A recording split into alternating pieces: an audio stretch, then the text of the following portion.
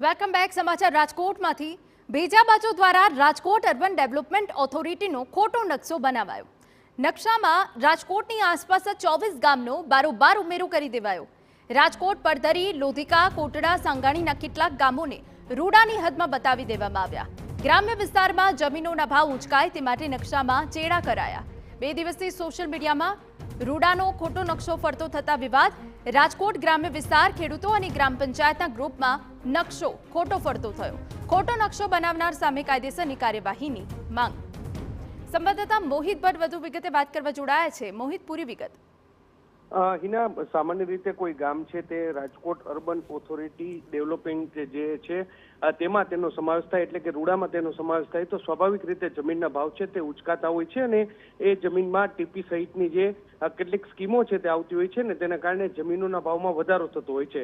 રાજકોટમાં જે કેટલાક લેભાગુ તત્વો છે તેમના દ્વારા રૂડાનો એક ખોટો નકશો છે તે તૈયાર કરવામાં આવ્યો છે કે જેમાં 25 જેટલા ગામો છે તે રૂડામાં ન હોવા છતાં તેને નકશામાં દેખાડવામાં આવ્યા છે. એટલે કે આ ગામો છે તે ખોટી રીતે દેખાડી અને ત્યાં જમીનનો ભાવ ઉચકાય તે માટેનો એક પ્રયાસ છે તે કરવામાં આવ્યો હોય તેવું અત્યારે સ્પષ્ટપણે લાગી રહ્યું છે. સોશિયલ મીડિયામાં આ નકશો છે તે અત્યારે વાયરલ થયો છે.